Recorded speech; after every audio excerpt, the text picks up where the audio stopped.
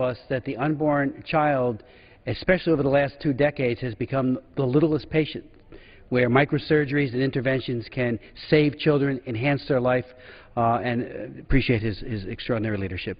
I'd like to now yield to our distinguished colleague, Tim Walberg, gentleman from Michigan. I thank my colleague, the gentleman from New Jersey, and I thank you for your leadership as a medical doctor.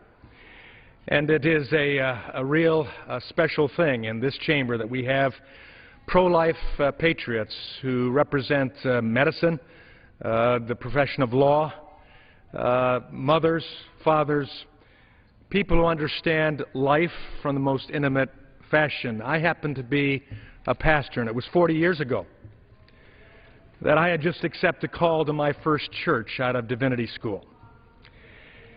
I was busy in that ministry and getting started and didn't take too much notice of Roe v. Wade.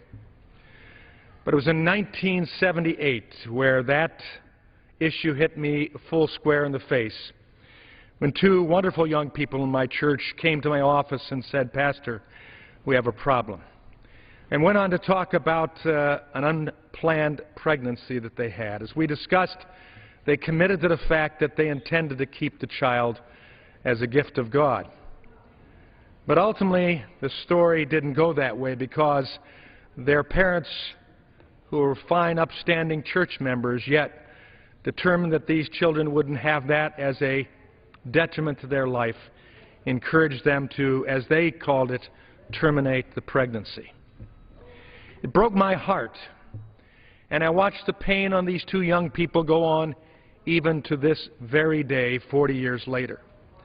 And I committed to my God that I would stand for life strongly, and had the privilege of doing that in the pastorate, in counseling sessions, on boards of adoption agencies and crisis pregnancy centers as well.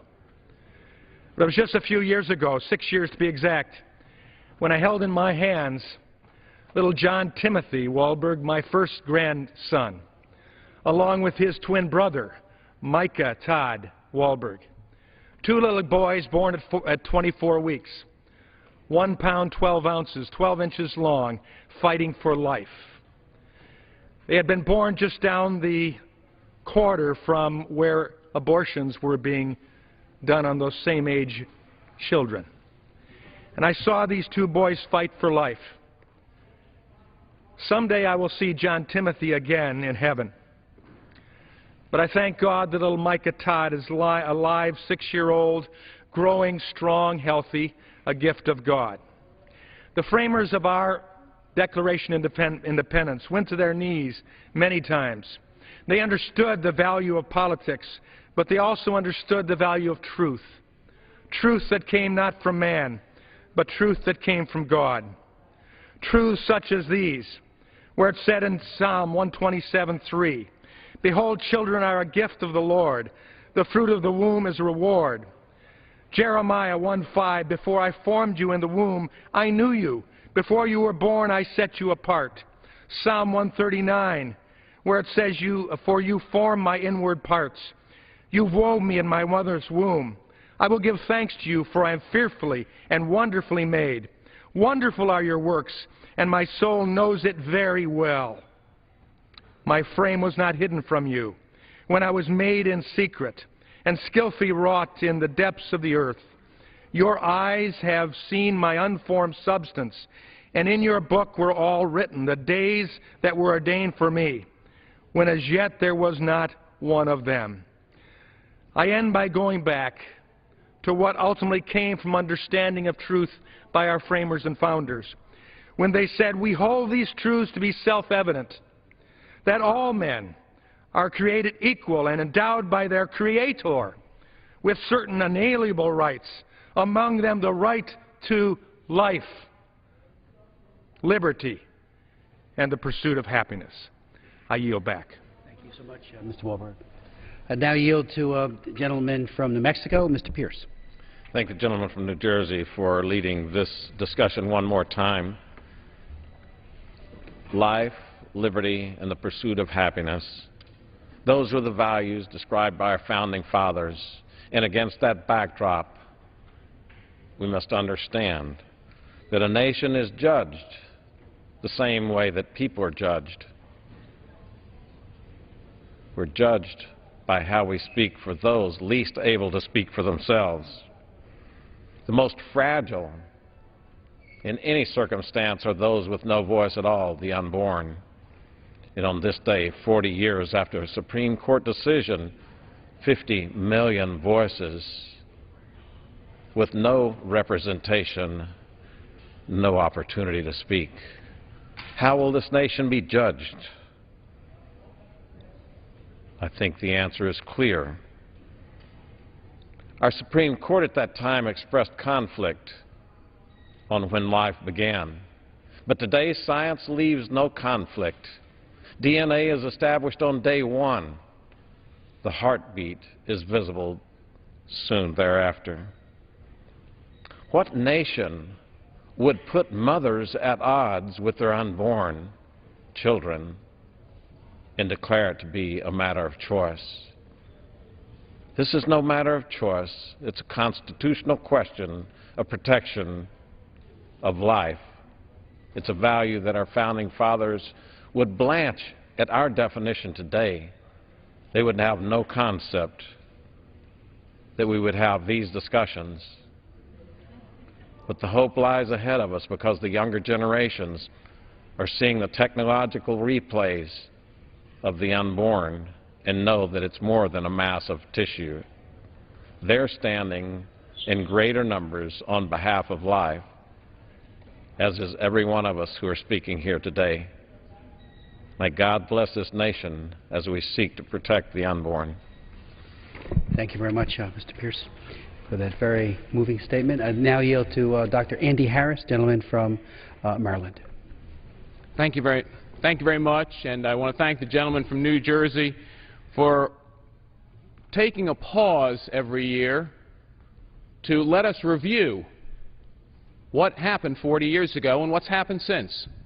Because on 40 years ago, obviously the Supreme Court decided that it was no longer the state's prerogative to decide what laws could regulate abortion. Now, we know some of the consequences of that. We know we have third trimester abortions. We have abortions for sex selection. We have abortions without the consent or even the notification of parents when minors are involved. That's the path we have gone down. But as the majority leader says, much has changed in 40 years and deserves reevaluation. You know, I'm an obstetric anesthesiologist. 25 years I spent in the labor and delivery suite, always wondering about how the hypocrisy of, on the labor and delivery suite, doing everything we could to save a 24-week baby, while across the corridor, 24-week babies were dismembered under what Roe v. Wade allowed, under the law of the land. And the majority leader is right. Science has changed tremendously. Why, in those 40 years ago, we didn't have a Human Genome Project. We didn't realize the richness and diversity of the human genome. We did realize, which that only strengthened, that each and every human being is absolutely unique from a moment of conception. And that's in every embryology textbook you can look into. Each and every human being is unique from the moment of conception. And now, as the majority leader said, we have 3 and 4D ultrasound. We can see these human beings that are not blobs of tissue. They are human beings. So maybe we need to revisit what Roe v. Wade said. But let me tell you a story that really makes you think about revisiting this. Because, you know, we spend hundreds of millions of dollars to fund organizations whose really sole purpose is to end life through abortion, and very little to help the pregnancy centers that the majority leader spoke of. But in Pregnancy Center North about 7 years ago, it's a pregnancy center in Baltimore, a woman speaking Spanish called one afternoon. She was on political asylum in the United States from El Salvador. She was single, had 2 children already, was pregnant with a third. She called the pregnancy center actually to get a referral for an abortion. That day, by coincidence, maybe the grace of God, a counselor was there who spoke Spanish and spoke to that woman and told her that that woman really wanted to keep her child. But as many women facing abortion, she was in a period of crisis. She needed help. I'll offer not the help that a Planned Parenthood would offer, but the help that this pregnancy center offered. By helping her through her pregnancy, giving her the support she needed, the money she needed, the things she needed to have that child. Now, I know that story because that Spanish-speaking counselor was my wife. And 7-year-old Jennifer comes over to our house now. And I look into her eyes, and I wonder if anyone is ever going to tell her the real story of what almost happened.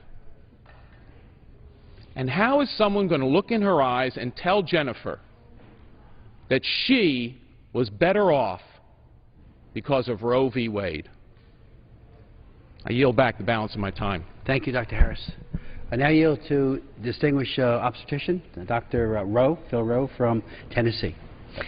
I thank the gentleman for yielding. And first, Mr. Speaker, I want to thank Chris Smith for not just this year, but for over 30 years of advocating for life and making that one of his missions in life. And Chris, thank you for what you have done, not only for this Congress, but for our country, to make awareness. And I really appreciate it. I can't thank you enough for what you have personally done and sacrificed. About exactly 40 years ago next month, I was a young doctor in training in Memphis, Tennessee, and I was drafted in the U.S. military and left the country to go to Southeast Asia for a tour of duty there. And something happened when I was gone. Roe v. Wade passed, and it really passed, and I wasn't even aware of it because I was out of the country. And I came back to my training, which had been interrupted by my military service, and realized something very fundamentally different had happened to America. And as an obstetrician, I personally have delivered around 5,000 babies. In the 31 years I was in medical practice in Johnson City, Tennessee, a small town in northeast Tennessee, our group had delivered over 25,000 babies, 25,000 children. I see these children now as doctors and lawyers and teachers and Sunday school teachers and soccer coaches and housewives, farmers, you name it, bettering our community. I cannot imagine my community without these young people there. They are the future of this great nation.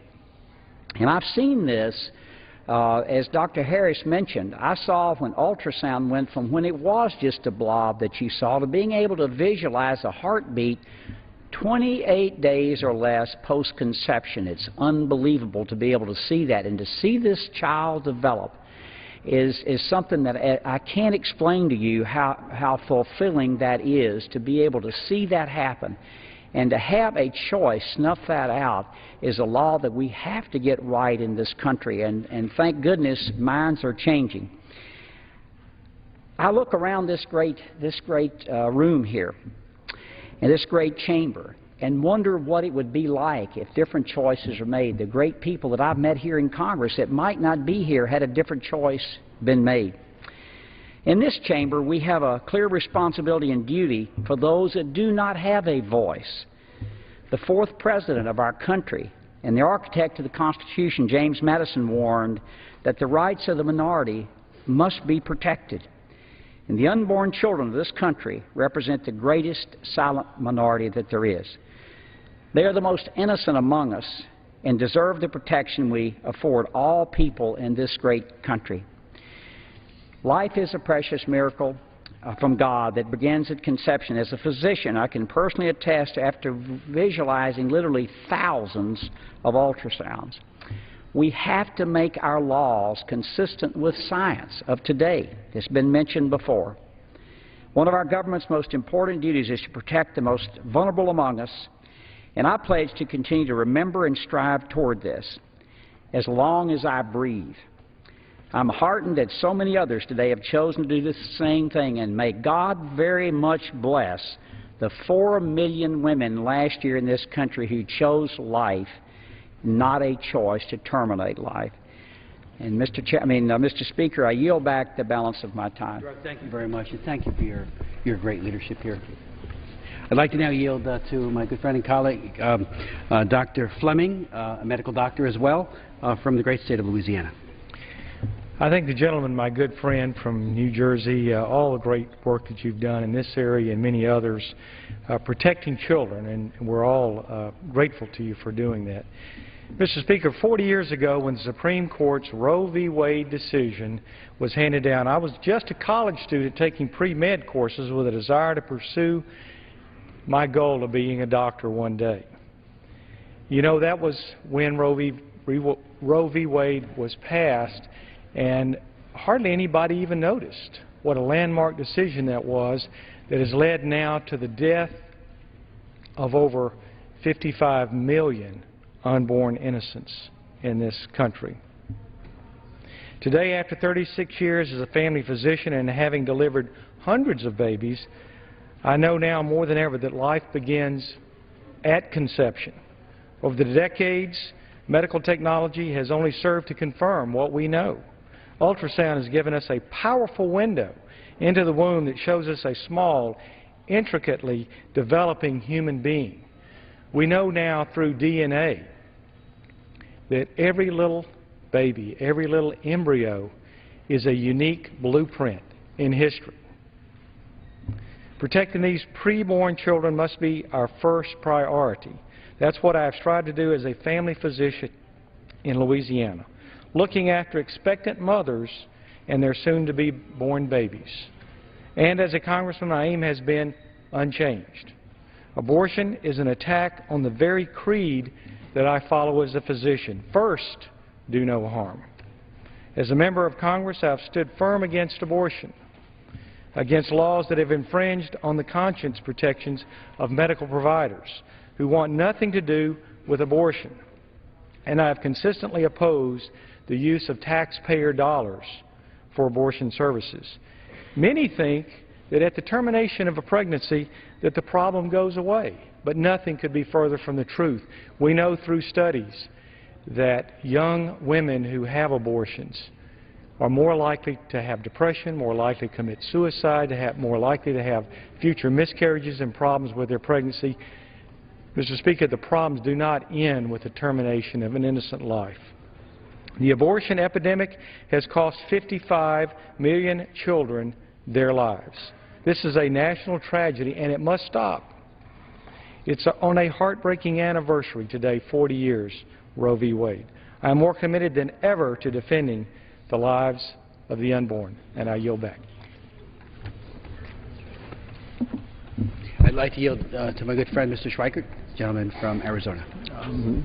Mr. Speaker, and to my good friend, Mr. Smith, thank you. Thank you for managing this. You know, the last handful of congressmen who have come up to the mic have been medical doctors.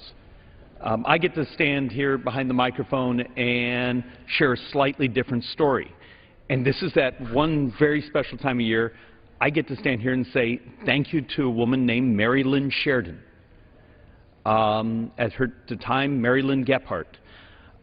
She was a 16, 17-year-old who found out she was pregnant. And she was in the car on the way at that time, Southern California, on her way to apparently Tijuana. And she broke down crying and kept crying more and kept hyperventilating. And the two girlfriends she was with were so sort of terrified she was getting sick in the car, they turned around and took her back home. And heaven forbid, she told her mother she was pregnant. And I was born a few months later at Holy Family Unwed Mothers Home in downtown L.A. And the amazing thing is, picture this, you're in your 30s, you come into work one day, you turn on your computer, and there's an email saying, oh, hi David, you have no idea who I am, but your sister gave me information, here's your birth mother. What do you do? How about if she's never told her family, told her two daughters that I'm out there? And I sent a really carefully worded note after having a family meeting, and had had one of the most amazing experiences you can imagine. Imagine a couple weeks later you get a phone call, and it's this little voice saying, I've prayed for you every single day of your life. Every March 3rd, I go to Mass, I light candles for you. Are you okay? Are you happy? Have you had a good life? And all I could tell her through all the tears was, look, I'm incredibly lucky. I was adopted by an amazing family. I've gotten to live a great life. I'm here in Congress, which actually in many ways may have disappointed her. But the reason I stand here and tell the story is I've had this amazing relationship, having now met my birth father, having spent holidays with my family that's raised me and my birth family. I have a picture in my office with all these kids and all these people where all of our families, even my little sister who's met her birth family because my siblings are all adopted, and we all get everyone together and go to Disneyland. And I've noticed there's an amazing change out there where the little kids come up to you and say, okay, your mom is, okay, my mom is your sister, but your sister is not my mom's sister. And the little kids get it. And I think with this, I get to come here behind the microphone and say thank you. Thank you for giving me the chance to be alive. Thank you for giving me a chance to engage in this battle that we have here in Congress of trying to do good things for our country. Thank you, Mary Lynn Sheridan. The last thing, and if we're not too far over time, my mother would send my birth mother pictures of me as a baby. And so when I would go to Walnut, California and go see my birth mother, down the hallway would be all these pictures of me as a little kid. My birth mother has developed a very aggressive type of Alzheimer's. And something amazing has happened in her mind. She can describe all those photos. In her mind now, it's, I grew up with my two younger sisters there in Walnut, California. In her mind, I've been with her this whole time. And that heartbreak that she used to describe to me for all those years, wondering what had happened to me, is gone. Thank you, God. Thank you for, and to Mary Lynn, for giving me a chance to be here today. Thank you, and I yield back. Thank you so very much for sharing, not only with the Congress, but with the country, that very moving story. I'd like to now yield to, Virginia Fox.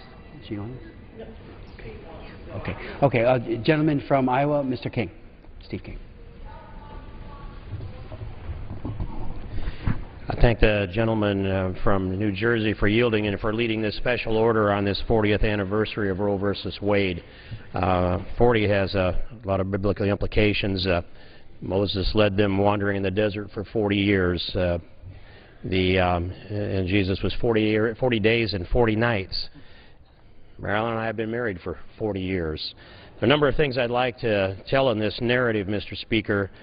But the first one I would like to relate is the story of Joyce Zunis, who has delivered to me her narrative, and I pick out some of the highlights of it and introduce it into the record, into the congressional record, Mr. Speaker.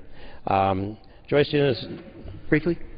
I know, could I just very briefly yield to my good friend Ms. Fox, because she does have to leave, and then we'll go right back. I'd yield to the gentlelady from North Carolina. Thank you, Mr. Speaker. And I thank my colleague, Mr. King. I'm sorry I could not get down here early, but the Rules Committee kept me. I want to say all of us here are speaking on an extraordinarily important topic to our nation. Life is the most fundamental of all rights. It is sacred and God-given. But millions of babies have been robbed of that right in this, the freest country in the world. That is a tragedy beyond words and is a betrayal of what we as a nation stand for. Before liberty, equality, free speech, freedom of conscience, the pursuit of happiness, and justice for all, there has to be life. And yet for millions of aborted infants, many pain-capable and many discriminated because of gender or disability, life is exactly what they've been denied, often at taxpayer expense. And an affront to life for some is an affront to life for every one of us. One day we hope it will be different. We hope life will cease to be valued on a sliding scale. We hope the era of elective abortions ushered in by an unelected court will be closed and collectively deemed one of the darkest chapters in American history. But until that day, it remains a solemn duty to stand up for life. Regardless of the length of this journey, we will continue to speak for those who cannot, and we will continue to pray to the one who can change the hearts of those in desperation and those in power who equally hold the lives of the innocent in their hands. May we in love defend the unborn. May we in humility confront this national sin. And may we mourn what abortion reveals about the conscience of our nation. And I thank my colleague from Iowa very much for yielding, and I yield back. Yield to the gentleman from Iowa. Reclaim my time in thanking the gentleman from New Jersey. I'd start again from the beginning, Mr. Speaker, and that is that this is the 40th anniversary of Roe versus Wade. I never imagined that we would be here 40 years afterwards, 55 million abortions afterwards, still seeking respect for innocent unborn human life and the right of personhood that many over on the other side of the aisle also claim one should have once they're born. But they give no right, no dignity to babies that are preborn. And I'd like to provide some of the narrative here of a story written by Joyce Zunis. And Joyce's narrative is about her life. Each one of these are just heart-wrenching. And this is among those heart-wrenching stories, of which there are by now millions around the country. Joyce's story starts out with this, in bold: "We will not speak of this again." It's her mother telling her, as a 15-year-old girl on the way to the abortion clinic, that there would be no discussion of it outside of what happened that day. That's at age 15. And it says that the room was filled with many girls, one of which she knew, weren't able to keep it as a secret. They said it wouldn't hurt, but it did. They said it would be over real quick, but it lasted 35 years. And 11 years later, here's the narrative, Mr. Speaker. 11 years, 3 clinics, 2 states, 7 abortions.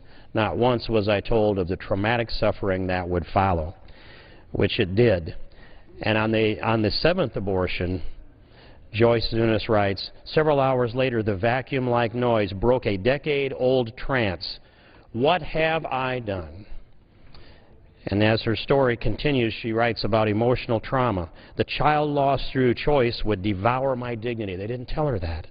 She said, "I justified my twisted truth." That goes on every day here in America, 4,000 times a day in America. And she said, "Everyone talks about their right to choose, but no one talks about the result, about the choice, the result of the choice." She writes, "I will never forget hearing my firstborn's heartbeat." A thing of joy for most people. But instead of joy, she wrote, "I was in shock. I was terrified the nurses would see right through me and what I had done to my other children. I was never told you would need to grieve and cry for your unborn, that your life would be forever altered by the horrors of your chosen loss." This narrative I will introduce into the record and put this in this perspective. 40 years of Roe versus Wade. How did we get here, Mr. Speaker? And it's important for us to understand how the creeping decisions of a Supreme Court creep in on the innocent unborn lives of 55 million babies who were victims of abortion, millions of mothers and of fathers who have suffered the trauma and the heartbreak of finding out afterwards that they carried the responsibility and the burden on their conscience that altered them for a lifetime. It changed their relationships with their other children, with their family members, and it changed their relationships with brothers and sisters and mothers and fathers that they interrelate with in their daily lives. But in 1965, we had a Supreme Court decision called Griswold versus Connecticut, and that was the camel's nose was under the tent. At that time, Connecticut had passed a state legislation that prohibited the sale of contraceptives. It was supported by the Catholic Church, of which I am a member. That was litigated to the Supreme Court, and the Supreme Court found a right to privacy manufactured out of thin air, that right to privacy that granted then that prohibited banning the sale of contraceptives to married couples. But that word, the right to privacy phrase, became the foundation for, from 1965 on until 1973, Roe versus Wade and Doe versus Bolton. And those two cases came together, essentially said that you have a right to an abortion at any time for any reason, abortion on demand. That was the conclusion of the two cases, Doe versus Bolton in '73. And we went on. We've got some opportunities to try to make some changes here in Congress, and the beginning of it was the ban on partial birth abortion, which was litigated to the Supreme Court, turned down. I arrived here in the Judiciary Committee, and we rewrote that language under the leadership of Steve Chabot of Ohio, and so that it would comply with the decision of the court. It was litigated across the countryside, and I went into the courtroom of Judge Kopp in Lincoln, Nebraska, as he had concluded that the findings of Congress were inferior to the preparation work of the attorneys in that court. Someone had to speak up. I did so in Lincoln that day and let him know that our congressional findings were deeply deliberated and well-founded. I did so through the press, and I found out that he reads the papers. But what happened finally was we were able to have a case sustained to the Supreme Court that at least banned the gruesome process of partial birth abortion. And in the process of these debates that we've had, Mr. Speaker, it has been useful. We've marched here. This will be the 40th year. That hundreds of thousands, by now millions of people, and especially young people, have come to Washington, D.C., gone out to the Basilica for the pro-life vigil mass, where I've seen as many as 15,000 people out at the Basilica, all praying together, all singing together, all joining together in an effort to protect and defend innocent unborn human life, and then come the next day here to the mall in Washington and march together from the mall all the way around to the Supreme Court, and then disperse across the Capitol ground to the various receptions and offices so that they can bring their influence. This has changed the conscience of America. This has informed millions of now mothers that might have given up their baby to abortion instead. I'm encouraged by the path that we've taken. I have to believe that millions of voices raising together in hymns and prayer and marching over the years, it has had its effect. It's having its effect. There will be a day when we see the end of Roe versus Wade. There will be a day when we respect and revere every human life from that instant or moment of conception until natural death. That's what I work for. That's what I pray for. That's what many members of the Pro-Life Caucus here in Congress have, and many people across the countryside. Mr. Speaker, I'm grateful to live in a country that has so many millions of people that have great respect for innocent unborn human life, and I will be forever grateful if I live to see the day that Roe versus Wade finally is set aside and life is protected in law. I thank the gentleman from New Jersey, and I yield back. Thank you. Speaker, I yield to my friend and colleague, Mr. Jeff Fortenberry. I think we're going to yield back the time. Time has expired. Yeah. The gentleman's time has expired. Yeah. Let me get back to you. Okay. Or you just keep. Under the Speaker's announced policy of January 3rd, 2013, the Chair recognizes the gentleman from Nebraska, Mr. Fortenberry, for 30 minutes. Mr. Speaker, I ask that all members have 5 days to revise and extend their remarks. Without objection.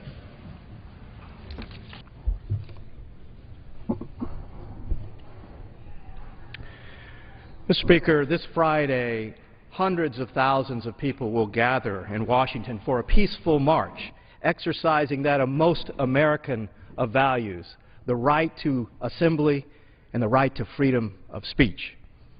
Among the people who will come are multitudes of young persons from all over America, young people who are the inheritors of the great civil rights traditions of this land. These young people are pro-life. And, Mr. Speaker, they're really saying something pretty simple. They are saying that the time for honesty has come, that the time for a new national conversation has come, that the time for the violence to end has come.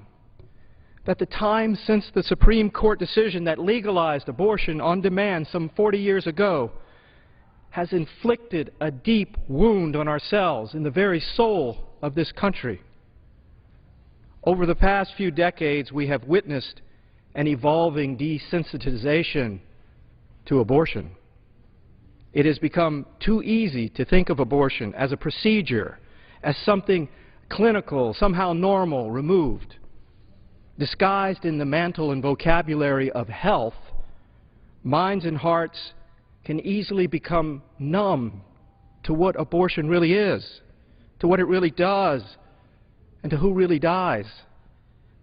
But the youth among us, they know better.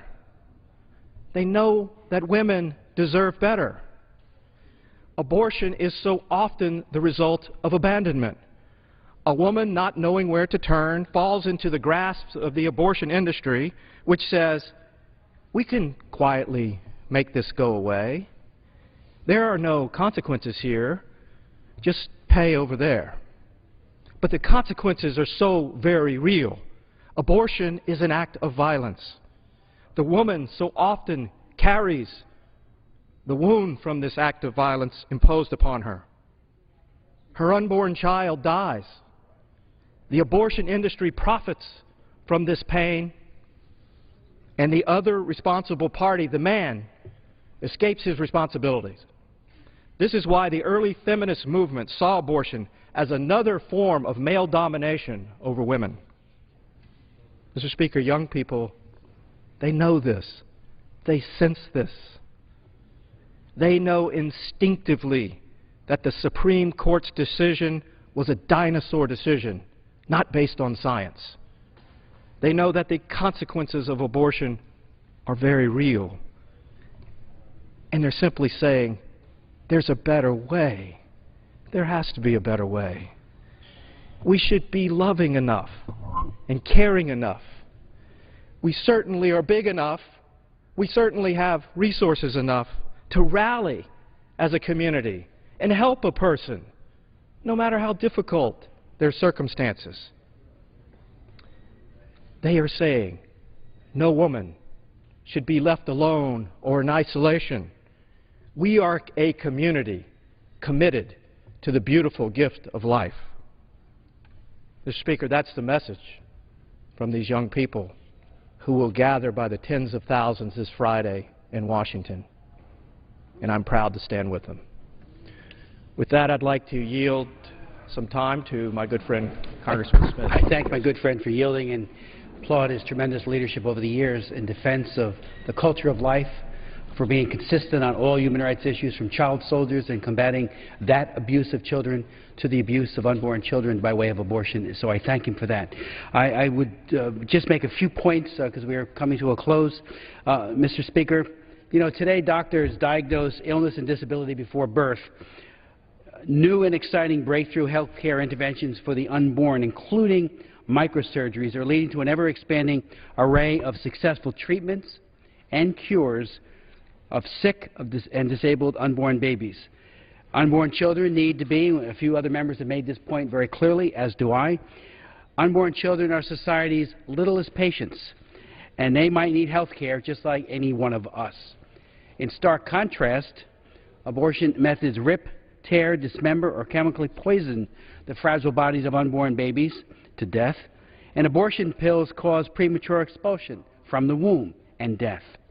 There is nothing benign, compassionate, or just about an act that utterly destroys the life of a child and often physically, psychologically, and emotionally harms women. And despite the near total absence of any meaningful reporting by the news media, women get hurt and even die from legal abortions. According to the most recent Centers for Disease Control report from 1973 to 2008, at least 403 women tragically died in the United States from legal abortion. And that sad fact is almost certainly a significant undercount because the methodology employed by CDC is passive, involuntary, and likely to miss instances of both mortality and morbidity. In the years since CDC's most recent report, Many more women have surely died, like Tonya Reeves, a 24-year-old woman who died last July from a botched second trimester dismemberment abortion, a D&E, at a Chicago area Planned Parenthood abortion mill. The abortion industry, Mr. Speaker, excels at surface appeal argument and at propaganda. Indeed, the misleading term safe abortion purposely misses the point that no abortion, legal or illegal, is ever safe for the baby, and all are fraught with negative health consequences for the mother. Today, at least 104 credible studies show significant psychological harm, major depression, and/or elevated suicide risk to women who abort. The Times of London reported that senior psychiatrists say that new evidence has uncovered a clear link between abortion and mental illness in women who have had no previous history of psychological problems. They found that, quote, women who have had abortions have twice the level of psychological problems, 3 times the level of depression as women who have given birth or who have never been pregnant. One comprehensive study out of New Zealand in 2006 found that 78.6% of the 15 to 18-year-olds who had had abortions displayed symptoms of major depression as compared to 31% of their peers. Mr. Speaker, there's at least 115 studies that show significant association between abortion and subsequent premature births. You never read about this in the news media. Researchers Shah and Zhao show that a 36% increased risk for preterm birth after 1 abortion and a staggering 93% increased risk after 2. What does this mean for her children? Preterm birth is the leading cause of infant mortality in the industrialized world after congenital anomalies. Preterm infants have a greater risk of suffering chronic lung disease, sensory deficits, cerebral palsy, cognitive impairments, and behavioral problems. Low birth weight is similarly associated with neonatal mortality and morbidity. So these are consequences that are visited upon a woman later on. She's never told this at the abortion clinic, that subsequent children that she will have later in her life could suffer prematurity and low birth weight. And finally, the extremism of the pro-abortion industry is shocking. Last spring, the House of Representatives took up Trent Frank's bill to ban sex-selection abortion. The bill garnered a solid majority, 246 to 168 in the House. President Obama, however, made it absolutely clear that he would veto the sex-selection abortion prohibition should it be sent to the White House. While sex selection targets almost exclusively girls for extermination simply because they're girls, the egregious practice remains legal in most of our states. In fact, only 4 states, Illinois, Pennsylvania, Oklahoma, and Arizona, and several countries, including the United Kingdom, prohibit sex selection abortion. And yet, we have not been able to get that legislation enacted into law, and it's opposed by President Obama. Mr. Speaker, we need to stand up for life. Again, I want to thank my good friend and colleague from Nebraska for having this second special order on defending life. And like Jeff, I do look forward to the March for Life on January 25th, where we'll all rally in defense of the defenseless. I yield back to my friend. If the gentleman would perhaps be interested in entering into a bit of a dialogue, and I'm sorry I missed your earlier statements, but first of all, let me say to you, thank you for your stalwart leadership, your deep commitment to the beautiful gift of life, to saying to America consistently, constantly, fervently, with heart and emotion for 30-plus years, I think you've been here, approaching 30 years, 33. that there is a better way. We can do better than this. We have to do better than this. Women deserve better. But in your last comments, you touched upon the issue of sex-selected abortion, and I wonder if in your earlier comments you had talked about where policies such as one-child policies in China, which are taking hold, sadly, in other parts of South Asia, how they are affecting population imbalance, and how it ends up being the little girls, the unborn little girls, who are primarily the targets of the state-imposed coercion on families. So you have this very significant imbalance in the population because of the targeting of unborn little girls in the womb for sex-selected abortion. Perhaps you touched on that earlier, but it's a very important part of this overall discussion to talk about the consequences of where all of this leads. And in a country like China, which has imposed this brutality upon its own people, the women who have come here undercover, we've had them in our hearings, they've had to be behind screens because they fear reprisal from the Chinese government toward their families, who have talked about being victimized by coercive abortion. That issue, plus the issue of how this is created, this is targeted primarily at unborn girls, the grave injustice of that. I know you're so learned and have such details on that subject. Perhaps you could re-raise that if you didn't earlier, but talk about it. And I thank the gentleman for yielding and for raising that important issue, because, you know, the People's Republic of China doesn't have a pro-life movement per se. The government is a dictatorship. And regrettably, going back to 1979, they enacted, with great push and encouragement from the United States and from the West, Europe especially, a one-child per couple policy, where brothers and sisters are illegal, where women are systematically, forcibly aborted, and forced sterilization is commonplace, to achieve quotas. Not only does a woman have to get a birth authorization from the government of China to have a baby, if she has an out-of-plan birth, she is aborted forcibly. Over the years, as chairman of the China Commission and as chairman of the Human Rights Committee of the Foreign Affairs Committee, I've chaired 43 congressional hearings on human rights in China, and many of those were focused, as you pointed out, women who had to be behind screens to tell their story about the gross indignity, the exploitation, the crimes against humanity that had been committed against them. In China today, there's approximately 100 million, maybe more, missing daughters, the direct consequence of sex selection abortions and what is often referred to as gendercide, the deliberate killing of the little girl simply because she is a girl. You know, in her book on natural selection, Choosing Boys Over Girls and the Consequences of a World Full of Men, Mara Wiesenthal traces the sordid history of sex selection abortion as a means of population control. She writes, by August 1969, and almost no one knows about this. You'll never read about this in the local papers. You don't hear it on the major news broadcasts. She writes, by August of 1969, when the National Institute of Child Health and Human Development and the Population Council convened yet another workshop on population control, sex selection had become a pet scheme.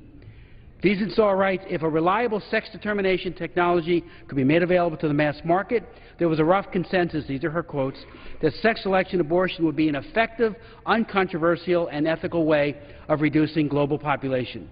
What that means is that you kill the girl child in the womb, you end one life, and that girl, who will never grow up to be a woman because she has been exterminated because she happened to be a girl, will never be a mother.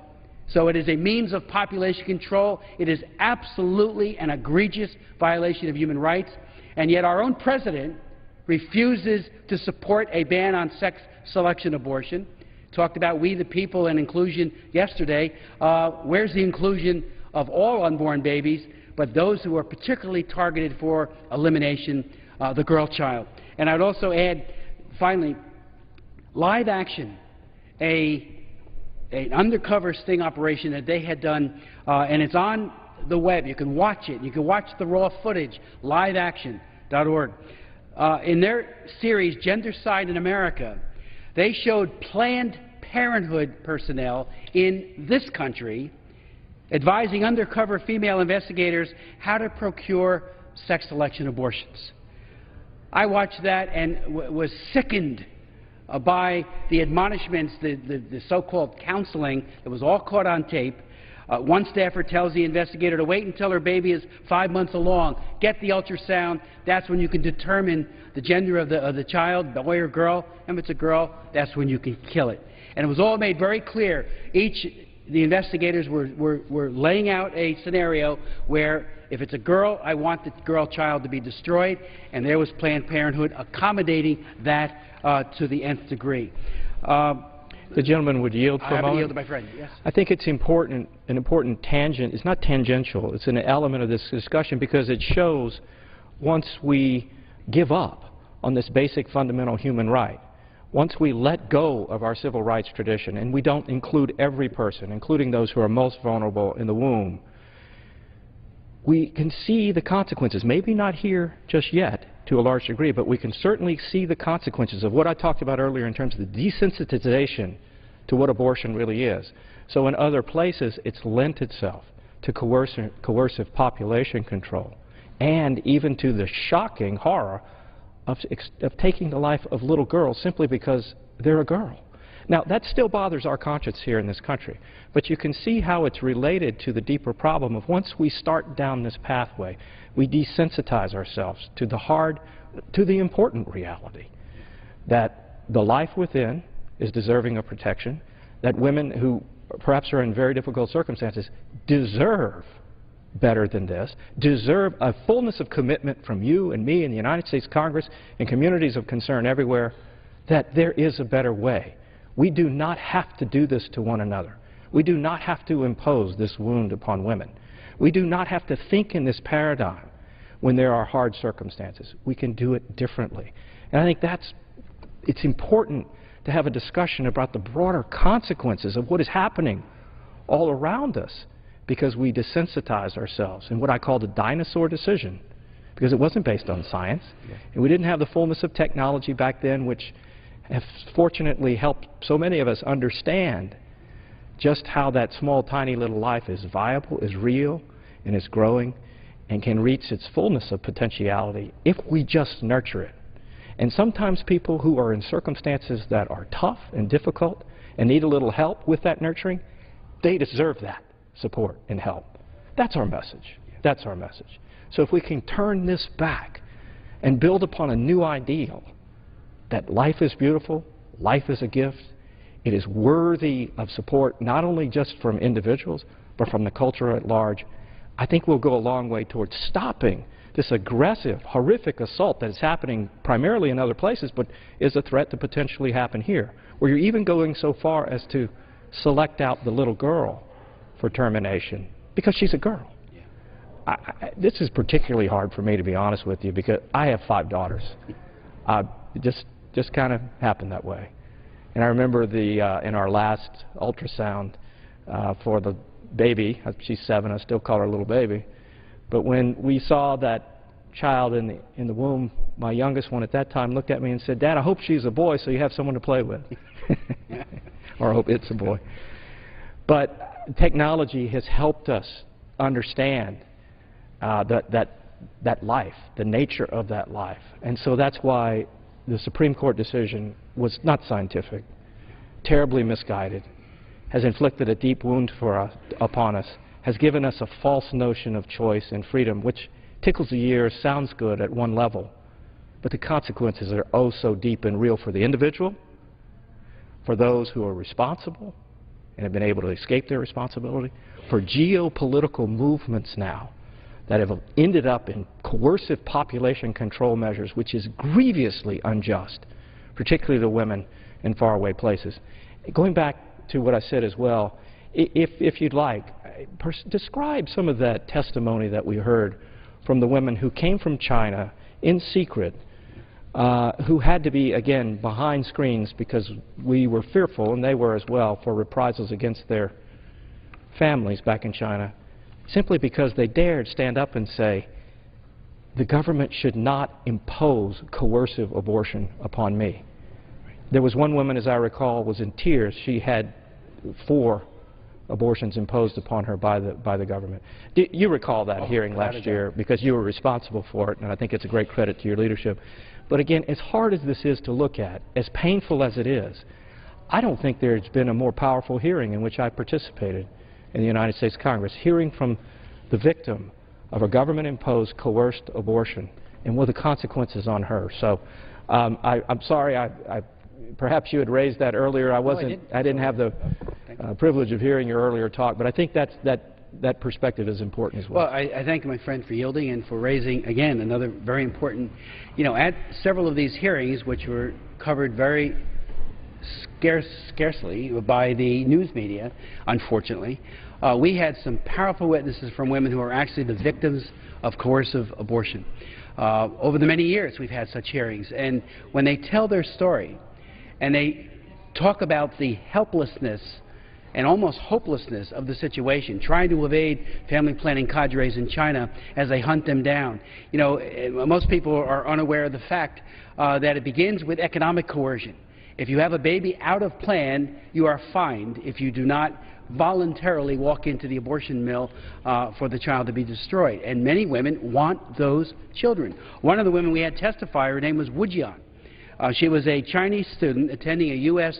university, and part of her testimony, and this is her words, she said when she was rounded up, literally grabbed by the family planning cadres and thrown into a van, totally against her will, she said the room was full of moms who had just gone through a forced abortion.